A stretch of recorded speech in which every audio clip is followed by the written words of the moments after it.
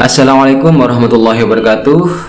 Kembali lagi bersama saya, dan hari ini saya ada informasi yang cukup menarik untuk kita simak dan untuk kita ulas bersama.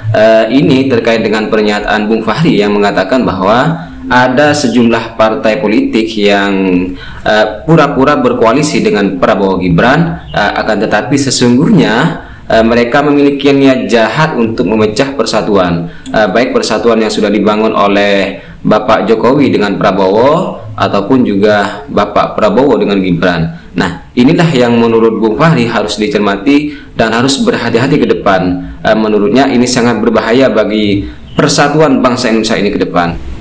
Baiklah, untuk lebih jelasnya marilah kita simak dulu ya video berikut ini. Kami ada kecurigaan, terus terang aja. Banyak yang sekarang ini bergabung motifnya bukan untuk bersatu. Tapi paling tidak mereka dua punya motif yang menurut saya harus dihindari. Yang pertama adalah motif untuk memecah persatuan yang sudah muncul di antara Pak Prabowo dan Pak Jokowi. Menurut saya kita tidak bisa berkoalisi dengan kelompok yang ingin memecah apa yang sudah solid. Ada yang ingin mengganggu kepemimpinan Pak Prabowo dengan menyingkirkan Mas Gibran terlebih dahulu misalnya di tengah jalan. Ini adalah niat-niat berkoalisi yang tidak ikhlas. Kalau mau ikhlas, terima hasil pemilu, nyatakan hasil pemilu, ungkapkan terima kasih kepada Pak Prabowo dan Pak Jokowi yang telah mempersatukan kita, dan akui bahwa kepemimpinan Pak Jokowi dalam memimpin kita selama ini ada banyak keberhasilan yang harus kita terima. Baru kita bisa bergabung. Kalau itu tidak dilakukan, itu agak sulit bagi kita gitu. Dan kita sedang membicarakan salah satu tema yang paling penting dalam kehidupan kita berbangsa dan bernegara. Kami tidak mendramatisasi tema ini, tetapi memang faktanya demikian. Kebetulan dua narasumber kita ini, Bang Noel dan Pak Hikam, juga aktivis yang mengamati transisi-transisi dalam sejarah Indonesia yang memang harusnya ada shortcut. Harusnya kita putus kutukan bahwa elit kita itu bertengkar kadang-kadang untuk alasan yang kita tidak tahu dan tidak ada penjelasannya, kecuali bahwa memang ada masalah pribadi yang menurut saya lama-lama harus hilang dari politik kita.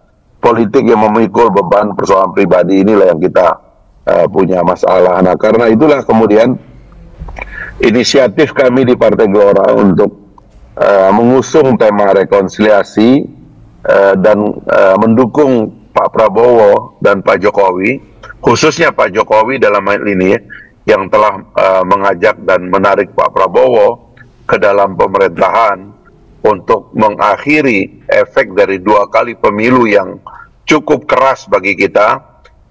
Inilah yang kita rayakan dan kita nikmati sekarang. Banyak orang yang tidak mau terima hasil-hasil ini, tapi kita sebagai bangsa yang bersyukur, kita harus mau mengakui bahwa ada kebesaran jiwa dari para pemimpin yang akhirnya menyatukan kita, menggabungkan kita, dan menciptakan approval dari rakyat. Saya barusan membaca polling terakhir dari Poltreking tadi pagi, approval rate Pak Jokowi hari ini 86,5%. Jadi sudahlah, kita ini elit nih omong kosong, banyak yang ngawur, hanya pingin konflik nggak jelas alasannya, ya kan? Sementara masyarakat itu senang dengan apa yang sudah diputuskan oleh Pak Jokowi, dan juga senang dengan hasil yang terjadi pada Pilpres yang lalu, yang artinya ide keberlanjutan dan rekonsiliasi adalah tema kita ke depan. Nah, hari ini kita punya hari tanggal 25 September, H-25 menuju pelantikan Pak Prabowo tanggal 20 Oktober yang akan datang. Alangkah baiknya kalau kita mempersiapkan satu pola untuk melepaskan presiden yang sudah memimpin 10 tahun dan untuk mengucapkan selamat datang ke presiden yang akan memimpin paling tidak 5 tahun yang akan datang, yaitu Pak Prabowo dan Mas Gibran. Nah, apa yang harus kita lakukan dalam situasi seperti ini? Pertama-tama menurut saya kita harus kembali menyadari bahwa sekali lagi ide persatuan, ide rekonsiliasi ini bukan soal sekongkol atau kong kali kong untuk tidak profesional, yaitu soal lain itu. Tapi adalah ikhtiar dan upaya keras kita untuk bersatu menyongsong masa depan kita sendiri. Itu dulu, kita punya alat-alat persatuan yang dahsyat. Kita punya Pancasila, kita punya Undang-Undang Dasar, kita punya nilai-nilai kebersamaan yang telah mengikat kita selama ini. Harusnya ini yang menjadi ide kenapa kita harus membangun persatuan. Sekali lagi, persatuan dalam pengertian yang sebenarnya, dalam pengertian yang dewasa, yaitu persatuan yang membuat kita itu bisa melihat persoalan kita bersama, keluar dari like and dislike, keluar dari kebencian, apalagi mengembangkan metode komunikasi hari ini yang sangat dipenuhi oleh kebohongan, berita bohong, dan sebagainya lah, kebencian dan sebagainya. Nah, itu yang pertama. Yang kedua, kita harus mengevaluasi sistem kita yang cenderung memecah belah. Saya mengatakan pemurnian presidensialisme. Hari-hari ini memang kita memerlukan konsolidasi presidensialisme.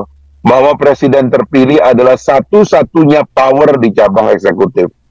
Nah, di masa-masa yang lalu di cabang eksekutif ini terlalu banyak power-power liar, mohon maaf saja.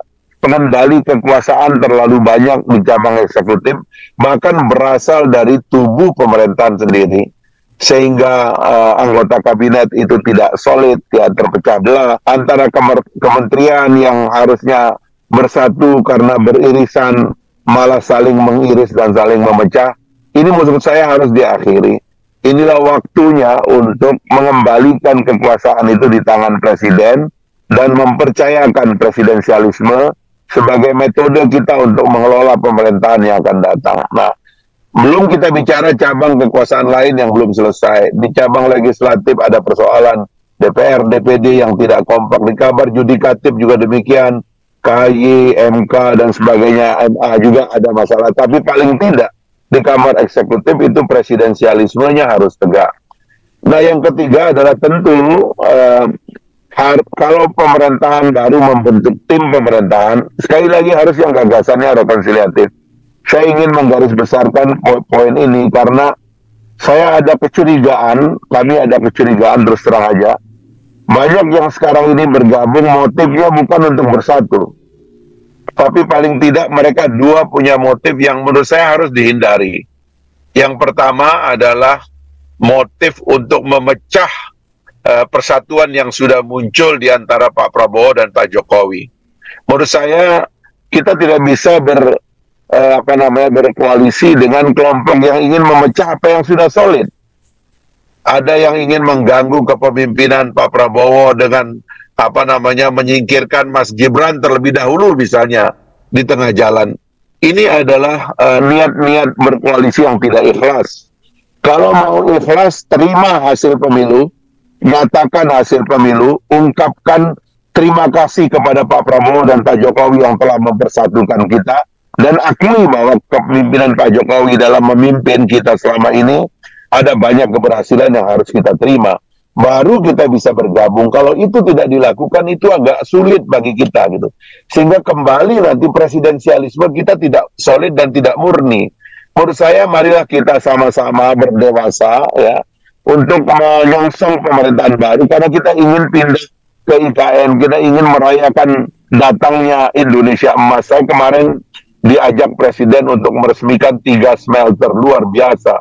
Terjadi pertumbuhan nilai tambah ribuan persen pada raw material kita yang sudah kita kirim ke luar negeri mentah-mentah sejak 400 tahun yang lalu, kata beliau, sampai-sampai kata Pak Jokowi, sampai-sampai ekonomi dunia ini, industri negara-negara maju, yang maju karena kita ini sudah kecanduan dari sumber daya alam yang disedot dari bangsa Indonesia, sementara kitanya sendiri tidak pernah punya kesempatan untuk mengelola hasil kita sendiri. Terharu melihat batangan emas, terharu melihat batangan tembaga, terharu melihat batangan aluminium dan alumina, terharu kita melihat semua hasil-hasil yang akhirnya bisa diproduksi di dalam negeri dengan pertumbuhan atau angka value added ribuan persen.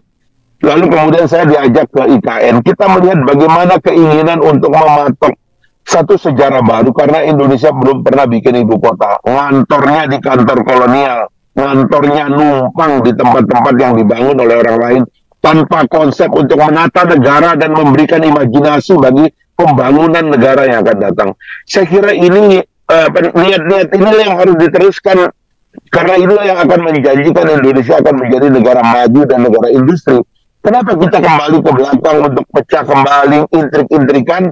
Saya kira mesti kita akhiri ini dan inilah yang ingin diajak oleh Partai Gelora. Mari kita semua mendiskusikan secara baik bagaimana cara kita menyongsong kemajuan kita yang kita rancang 2045 pada saat 100 tahun Indonesia merdeka. Kita betul-betul sudah menjadi negara industri dengan income per kapita yang tinggi, tingkat kesejahteraan, tingkat peradaban yang baik. Mungkin ini pengantar saya. Sekali lagi terima kasih kepada narasumber yang luar biasa. Saya akan mengikuti diskusi ini nanti sambil jalan, nanti kalau ada yang perlu ditambahkan atau ditanggapi, saya bisa juga mohon izin untuk menanggapi. Terima kasih. Assalamualaikum warahmatullahi wabarakatuh. Waalaikumsalam warahmatullahi wabarakatuh. Terima kasih.